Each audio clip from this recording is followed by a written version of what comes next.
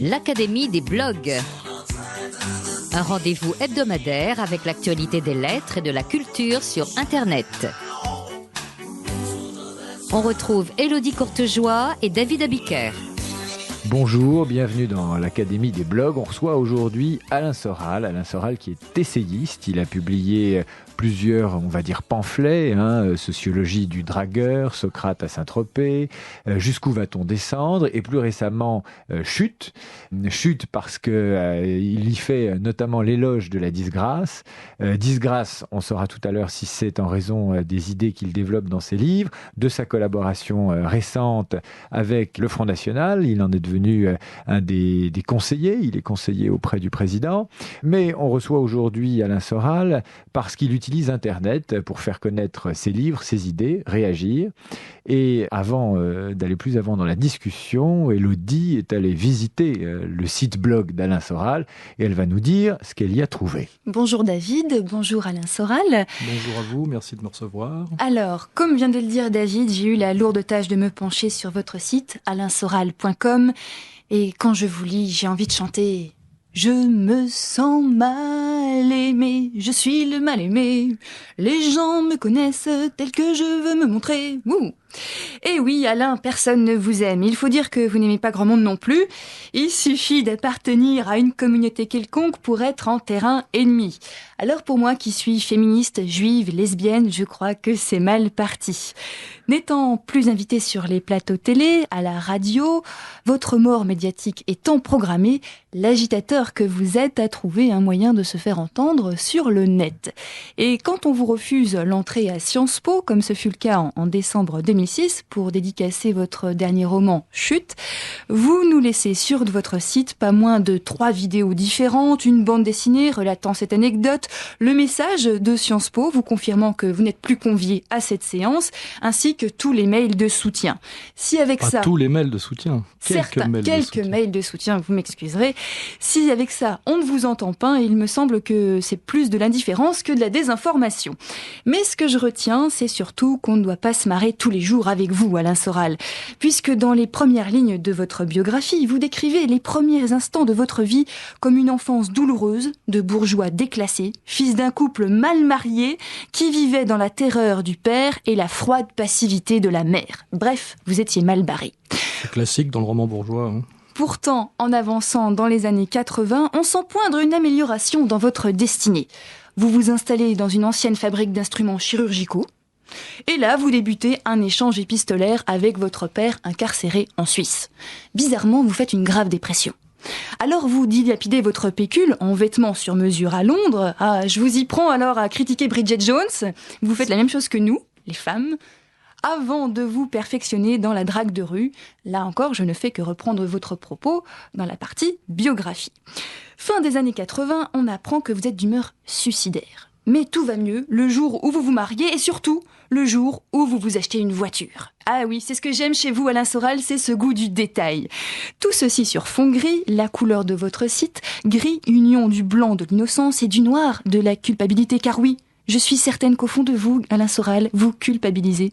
Emblème chrétien de la mort terrestre et de l'immortalité spirituelle, de l'innocence calomniée et noircie, condamnée par l'opinion ou les lois. Si vous voulez, j'ai aussi une autre version du gris. Il traduit le manque de vigueur des asthéniques, des déprimés, l'égoïsme, le refus de l'engagement, l'enclos narcissique et dans les rêves, l'excès d'indifférence, l'ennui, la froideur.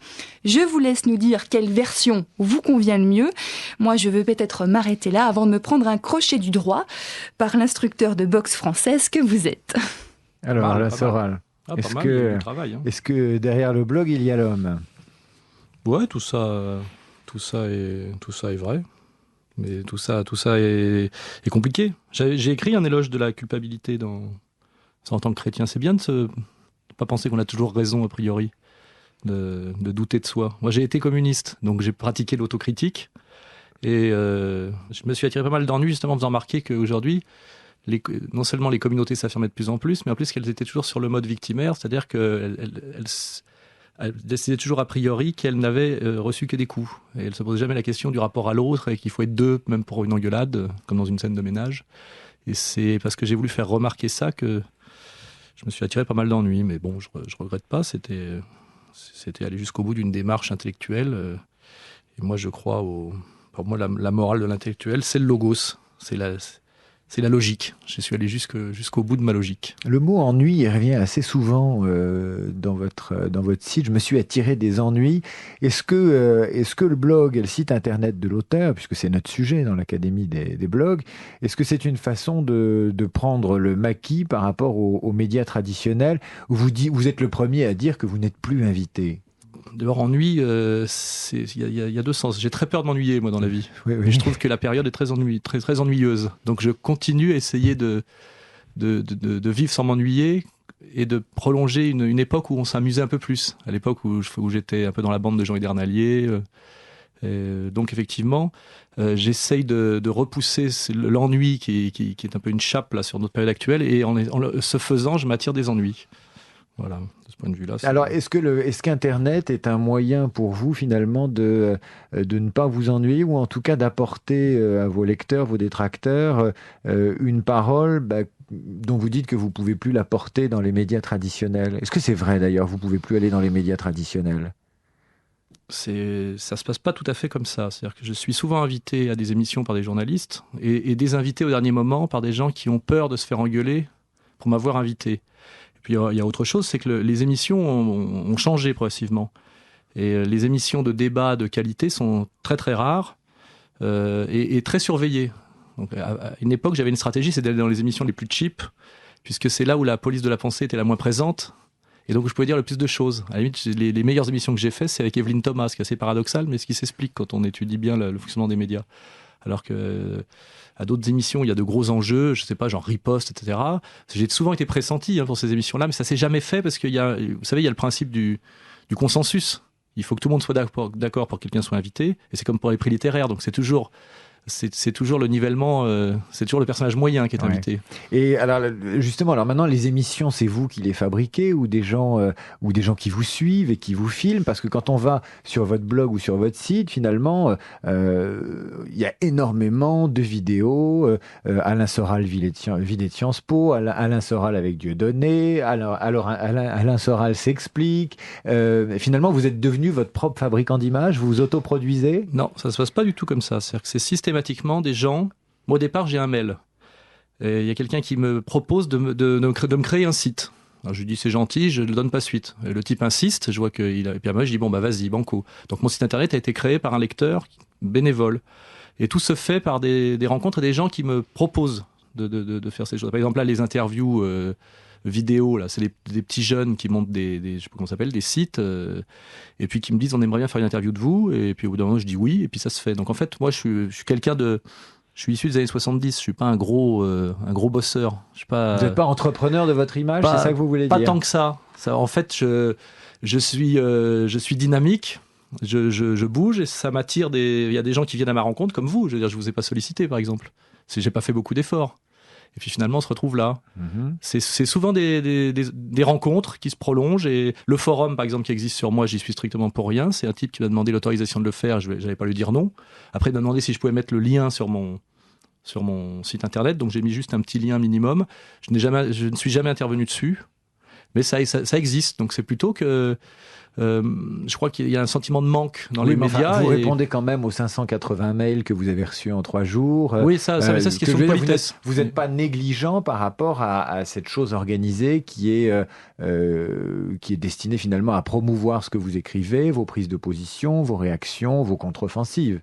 Oui, il y a deux dimensions. C'est que je suis écrivain, j'ai besoin que mes livres circulent et se vendent. Et n'étant plus très promu par le circuit traditionnel, effectivement, je peux pas faire l'impasse là-dessus, mais aussi je me suis toujours dit, je me rappelle des gens que j'ai rencontrés quand j'étais plus jeune parisien qui aimait les idées. J'ai rencontré Baudrillard, j'ai rencontré Jean Hidernalier, j'ai rencontré pas mal de gens, et j'ai toujours fait la différence entre les personnages connus, sympathiques, généreux, ouverts, et puis les connards, ceux qui gagnaient pas à être connus. Il y en a pas mal, je dirais pas leur nom. Et je me suis dit, moi, plus tard, il faut que je me rappelle bien que la façon de me comporter. Et souvent, moi, les gens qui m'écrivent sont des mecs de 20-25 ans, qui font des études supérieures, qui se posent des questions. Ils m'envoient un mail, c'est des mails souvent très sympathiques, très touchants, et je me sens obligé de leur répondre. Alors, je réponds parfois, message reçu, ou merci à vous.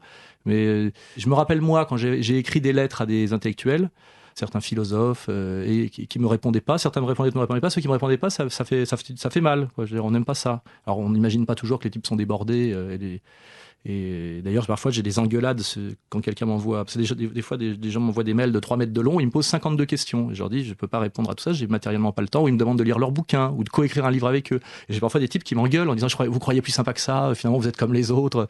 Donc, j'essaye de faire le minimum pour rester. Ce que je crois, c'est mon côté encore de gauche, c'est de l'échelle humaine, de rester, de traiter tout le monde sur le même pied. Voilà. Alors, quand on parlait tout à l'heure je dirais alors pas d'autoproduction, puisque vous dites que ce sont des sympathisants ou des lecteurs fans qui filment ou qui enregistrent vos prestations publiques. Bon, on peut en trouver la compilation sur votre blog. Pour quelles raisons finalement vous trouvez nécessaire, vous estimez nécessaire d'avoir à vous justifier, à expliquer ou à dire regardez, j'ai été exclu de ceci ou exclu de cela? Est-ce qu'il n'y a pas un côté le promotionnel, promotion par le scandale? Non, moi j'estime que je suis qu'on appelle un publiciste. Hein. Vous savez la différence entre le publiciste et le publicitaire, il y en a qui la font plus. Je m'inscris dans une tradition française.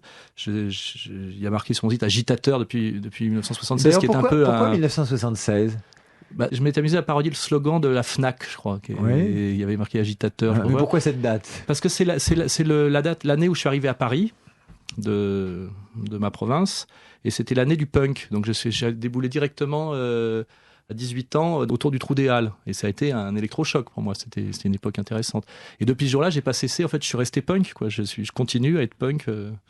Alors, est-ce qu'un punk s'encarte dans un parti politique? Est-ce qu'il a besoin de s'encarter dans un parti politique? À un moment... Vous, c'est le Front National, ça a été le Parti communiste, mais est-ce que finalement la liberté que vous autorise Internet, est-ce que vous aviez besoin de trouver une chapelle?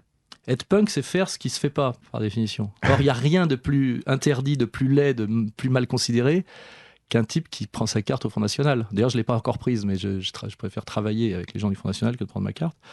Et je me suis dit, c'est ce que je peux faire de pire. En fait, je cherche toujours ce que je peux faire de pire, avec cette petite... on est dans une tradition subversive, c'est pour choquer le bourgeois, en fait. Ça renvoie à Choron, à Brassens. Moi, j'ai toujours eu une espèce de haine, la haine du paumé pour le bourgeois, quoi. Genre, quand je suis ici, je me dis, il y a beaucoup de pognon, c'est pas beaucoup de gens qui ont le droit de rentrer. Je suis pas juste content d'y être. Si, la preuve, vous y je me êtes. dis, j'aimerais bien y revenir sur un cheval avec les armes à la main. Tu vois, j'ai ce côté. Oui, c'est ce côté-là quand même. Vous avez envie sûr, de prendre l'Institut? Bien sûr, oui. Et à Sciences Po, j'aimerais bien revenir sur un char, par exemple. Sur un char, bien sûr. Ah bah oui, j'étais pas au Parti communiste par hasard, et je suis pas rentré dans un autre mouvement récemment par hasard. C'est que je suis quand même je suis dans l'opposition. Je le raconte même dans le premier constat, c'est quand j'essaie de rentrer dans les boîtes de nuit et que je vois tous les fils de bonne famille qui rentrent, et moi on me dit soirée privée, vous restez dehors. Là je comprends, c'est des rapports de classe. Ça, je me dis, cette porte m'est fermée. Bientôt vous allez nous vendre le testing alors. Non, je suis contre, mais parce que moi, justement, je me suis démerdé autrement. Je me suis dit, pour rentrer, il y a des stratégies de soumission, ou alors il faut rentrer en force. Il faut racheter la boîte. Ou alors il faut faire comme les Yougoslaves. Il faut monter un réseau et puis demander une enveloppe. Vous voyez ? Et moi, je suis dans l'opposition. Voilà, je suis. Alors bon, la période étant pas très révolutionnaire, on est dans l'agite-propre, quoi. Enfin, je suis aussi dans une tradition qui était celle de Libé il y a 15 ans. Alors, pour parler d'agite-propre, d'après vous, Internet, ça change radicalement les méthodes d'agite-propre. Pour quelqu'un comme vous, qu'il soit à l'extrême droite ou à l'extrême gauche ou au centre, ça a complètement modifié les données du programme et du problème. Ça nous a permis de continuer à exister, nous les marginaux, parce qu'à un moment donné, le système a tout verrouillé. Il y a plus la marge a été entièrement bouffée, parce que d'abord elle a été récupérée, puis parce que les sources de financement de la marge se sont taries. Il y a vraiment une double évolution dans les années 80, la mise au pas complète. Le dernier qui a essayé encore d'être un trublion un peu indépendant, qui arrive à trouver un peu d'argent pour faire un canard, c'était Jean Hernalier à l'époque de l'Idiot. Et ça lui a coûté très cher. Et il n'y en a plus eu depuis. Et tout le monde a la nostalgie de cette époque et de cette subversion et de cette liberté, mais elle ne peut plus exister. On voit bien que les Inrecuptibles, Technicart finissent par être sponsorisés par Absolute Vodka, et que c'est quand même des gamins, des petits merdeux, très incultes, et puis surtout, ce sont des flics. ils font de la censure. C'est, en fait, et moi, d'instinct, j'ai toujours, ça m'insupporte ces gens-là. Et c'est vrai qu'à un moment donné, il restait plus rien. À la fin des années 90, on nous a dit c'est la fin de l'histoire. Le truc, c'était d'attendre les soldes, quoi. Hein, il y avait plus que ça comme Et perspective. donc Internet s'est pointé. Internet s'est pointé et c'est Radio Londres. C'est-à-dire, les Allemands arrivent, il y a Radio Paris, on se dit c'est dur, et puis on entend l'appel du 18 juin, et puis il y a Radio Londres, et puis on se branche sur Radio Londres. Après, on peut aller aussi à Londres, mais dans un premier temps, on se branche sur Radio Londres. Et Internet, c'est Radio Londres, et ça permet de supporter Radio Paris. Parce que comme vous le savez, Radio Paris ment, Radio Paris ment, Radio Paris est allemand. Oui. Mais plus récemment et moins connoté, est-ce que vous, l'outil Internet, il a changé votre façon d'écrire ? On a eu plusieurs invités dans l'Académie des blogs, et l'écrivain écrit sur son ordinateur, il écrit sur une feuille de papier, comme vous le faites en ce moment, en faisant des petits dessins qui ressemblent à des dessins de téléphone. Est-ce que... vous, quand vous allez sur un forum ou que vous écrivez sur votre site ou votre blog, vous avez le sentiment que l'écriture est différente quand on sait qu'on va être lu dans l'immédiat, immédiatement après? Oui, ça oblige à écrire vite, mais pas trop mal. Voilà, pour moi, ce qui a changé avec Internet, c'est le retour à l'écrit. Et l'alternative d'Internet, c'était le téléphone. Le téléphone, c'est un médium très très faible en termes d'esprit. D'abord parce qu'il y a une dimension, comme quand je parle ici, c'est émotionnel, donc c'est pas très bien structuré, il y a un peu d'angoisse, on est alors que le net, c'est le retour à l'écrit, avec la petite distance minimum, c'est-à-dire que c'est de la fausse spontanéité, on fait un petit effort quand même. Et pour moi, c'est le côté très positif, c'est que c'est un médium moderne, mais en réalité qui réhabilite l'épistolaire, qui est quelque chose qui renvoie plutôt chez nous au 18e, 19e siècle. Et moi, ça me correspond assez bien. La modernité au service du classicisme. Moi, je crois que cette obligation de répondre vite à des questions qu'on vous pose en ayant peu de temps, mais en défendant une image, on peut pas être... il faut être un peu fin, un peu drôle, lapidaire. C'est très bon. C'est très bon pour l'écriture que j'aime, qui est pas l'écriture proustienne. Hein. J'aime amphigorique, les phrases longues, etc. Donc pour moi, ça correspond bien à mon style. Je me sens à l'aise avec ce médium-là, quoi. Est-ce que, vous savez, à un moment donné, vous parliez de la fin de l'histoire, même de fin des idéologies. À la fin du 19e siècle ou même au début du 20e siècle, il y avait encore des scandales littéraires, et puis ils ont disparu. On se battait plus dans les salons, on se battait plus dans les cafés pour des idées. Est-ce que vous avez le sentiment qu'Internet a réhabilité ces vieilles habitudes littéraires de conflits, d'opposition, avec de grosses bagarres sur justement les forums, ou sur Internet, où on peut se battre à coups de vidéos interposées, à coups de fans qui vont prendre position, avec des soraliens d'un côté, des opposants de l'autre. Est-ce que vous ressentez ça? Est-ce que vous avez le sentiment qu'Internet peut réhabiliter les querelles littéraires ou idéologiques, dont vous seriez évidemment, ou dont vous êtes un acteur aujourd'hui? Oui, cette différence près, c'est qu'on est quand même chez soi devant sa machine. Ce qui manque fondamentalement, c'est des gens qui se regroupent. C'est l'aventure collective, physique, réelle, c'est irremplaçable. Mais sur cette remarque la bataille d'Hernani, ça s'est prolongé avec les surréalistes, avec les existentialistes. À l'époque de mai 68, où on voyait les étudiants se prendre la tête pour voir s'ils étaient maoïstes ou léninistes, etc. Et ça s'est arrêté, ça s'est écroulé à partir de 85. Où d'ailleurs on a vu Sciences Po monter par rapport à Normal Sup, les écoles de gestion se multiplier, et la jeunesse bourgeoise n'est plus du tout rebelle ou se poser des questions de conscience, comme dans les très beaux films italiens des années 60 sur la culpabilité du cadet de la bourgeoisie. Et les types se sont demandé quand est-ce qu'ils pourraient gagner suffisamment d'argent pour s'acheter un appartement à New York. Et moi, c'est pas du tout ma culture. Mais vous croyez pas justement que ces jeunes bourgeois ou ces gens qui s'entre-déchiraient et qui se posaient des questions à cette époque-là reviennent par l'intermédiaire d'Internet? Oui, tout à fait, tant mieux. Je suis content à cette différence près qu'ils reviennent. C'est des gens qui restent quand même un peu seuls chez eux. Ce qui manque, c'est de se retrouver. D'ailleurs là, ce soir, je vais participer à un débat dans une arrière-salle de café qu'ont organisé des étudiants. J'ai accepté de venir, ils se sont groupés et je me dis, il faut quand même à un moment donné qu'il y ait une rencontre physique. C'est comme avec les Internet filles, provoque quoi. ça. C'est Vous avez comme- beaucoup bah, d'auteurs ou beaucoup de gens qui vont sur des forums et qui ensuite se rencontrent Oui. dans la vraie vie. Donc c'est nécessaire mais pas suffisant. C'est comme les filles, c'est comme Internet, c'est pas mal pour dialoguer avec des filles. Mais à un moment donné, pour qu'il y ait pénétration, il faut se rencontrer. Sinon, il manque le plus important. Pour terminer sur cette note pénétrante, est-ce que vous lisez les blogs ? Est-ce que vous jaugez la qualité littéraire de ce qui se lit et s'écrit sur Internet aujourd'hui ? On terminera par cette question. Je vais dire quelque chose qui n'est pas très commercial pour moi. C'est souvent faible. Voilà. Il y a beaucoup de choses, il y a tout et n'importe quoi. Et c'est vrai que quand je vais sur les forums, très vite, je suis lassé parce que il y a beaucoup de narcissisme, beaucoup d'arrogance, et c'est en général Le vôtre vous apporte des satisfactions ou pas vraiment ? pas énormément. Celui dont vous Ça êtes consiste l'objet. au bout de trois, il y a deux personnes qui discutent. Au bout de 3 allers-retours, il y en a un qui traite l'autre de nazi ou de sioniste ou d'assassin d'enfants ou de pédophile. Je vois, c'est la réduction à Hitlerum en 5 minutes. Il n'y a pas beaucoup de gens qui vont sur les blogs pour apprendre ou pour échanger. En général, c'est pour une démonstration d'intelligence et de narcissisme par des gens qui n'ont pas vraiment les moyens, quoi. Il y a beaucoup de... Vous parliez tout à l'heure de C'est mon choix. Est-ce que les blogs, c'est pas la génération C'est mon choix pour vous ? Ouais, mais c'est mon choix, c'est très encadré par une production, c'est beaucoup plus rigoureux en réalité une émission de télé. Il y a des codes, il y a un timing, il y a une animatrice professionnelle, il y a des chauffeurs.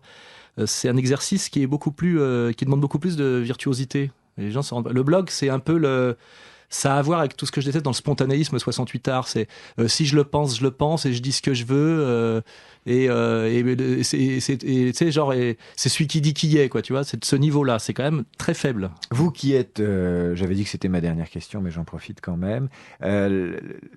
La bataille là, présidentielle va s'engager, les blogs et Internet y sont très présents. Qu'est-ce que vous en pensez ? Est-ce que vous pensez que c'est un plus pour la démocratie ? Est-ce que l'homme, le consultant politique que vous êtes devenu auprès du Front National... Auprès de Jean-Marie Le Pen et de Marine Le Pen. Parce qu'en fait, il y a le comité de campagne. Merci de la précision. Donc, le consultant que vous êtes devenu auprès du père et de la fille, du père et de la fille et du président et de sa fille. Quel regard vous portez sur cette bataille de blogs entre la droite, la gauche, l'extrême gauche et l'extrême droite ? C'est mieux que rien, déjà. Et puis ça permet de prendre la température de la capacité d'analyse, de subversion, de décodage des gens. Parce que je vois des fois comme des trucs très malins, pertinents. Souvent, ce qui me gêne, c'est que quelqu'un qui est à moitié malin est pas très malin. C'est-à-dire que c'est un gros boulot de faire le décryptage jusqu'au bout. Et souvent, les types, ils ont 30%, 40%. Alors, ils disent oui, la candidature de Villiers, c'est ça, etc. Puis, on est souvent dans le monodéterminisme caricatural du type... vous voyez, comme le type qui vous dit, en fait, machin, c'est un agent de la CIA. Vous voyez, puis ça s'arrête là. Alors, il y a le côté un peu fantasmatique, théorie du complot, c'est bon esprit, mais ce qui manque aujourd'hui, c'est pour ça que je suis de plus en plus droitard, c'est ce qui manque, c'est l'humilité et le sens de l'apprentissage. C'est-à-dire que souvent quand je m'engueule avec un lecteur de 20 ans et qui me dit vous trompez là, j'ai lu tous vos livres, jusqu'à présent c'est tout ce que vous faisiez était très bien, mais là vous trompez. Moi je dirais pas, écoute, j'ai 48 ans, t'en as 20, petit merdeux, je sais beaucoup plus de choses que toi, j'ai beaucoup plus vécu que toi. Donc à un moment donné, quand tu comprends plus, tu te dis pas je suis trompé, tu te dis j'ai du mal à vous suivre. Et là, je fais un effort pédagogique et ça passe ou ça passe pas. Mais ce qui m'horripile, moi, c'est ce résidu de catastrophe 68 arde, c'est l'arrogance spontanéiste du jeune. Il faut vraiment ça, c'est vraiment ce qui nous est arrivé de pire, et malheureusement Internet ne favorise encore ça. C'est l'arrogance du jeune, parce que c'est un truc de jeune, Internet. Ah, vous savez, vous savez qu'Internet, c'est le premier loisir des retraités. Hein. Vous pourrez. Ouais, mais ils doivent peut-être pas le pratiquer comme ça. Vous pourriez tout aussi dire tais-toi, vieux con. Hein. Bah, il y a le vieux du con haut et de le vos jeune 48 ans. Du haut de vos 48 ans. Alors le vrai problème frustrant d'Internet, c'est qu'on peut pas gifler le petit con qui vous envoie des mails agaçants. Mais heureusement pour lui, heureusement pour les lecteurs qui sont pas de votre avis. Oui, mais dans la rue, ce qui était pas mal, c'est qu'il y avait Vous, votre rôle, c'est de gifler. Contact physique. Votre rôle, c'est de gifler avec des mots, c'est pas de gifler avec les mains. Même si votre côté droitard prend le dessus. Là, je reviens à Sciences Po. Quand on me fait expulser par des flics, 8 flics en uniforme et en tonfa, il n'y a pas de dialogue non plus. On me fait virer par la force. Donc la force, moi je fais jamais que rendre ce qu'on me donne. Je me mets au niveau de l'autre. Ne vous victimisez pas. Si Monsieur Descoings avait voulu m'expliquer clairement, on aurait pu s'entendre et on aurait passé un bon moment, un moment d'intelligence française. Alors que là non, il y a eu vidage par la police. Moi je ne suis jamais qu'un petit résistant avec de petits moyens, seul face à la matrice. Non, je sais pas comment on dit, à la machine, au système. C'est le rapport du faible au fort. Mais on va terminer sur cette sortie sur le système et le rapport du faible au fort. Merci Alain Soral. C'est moi qui vous remercie.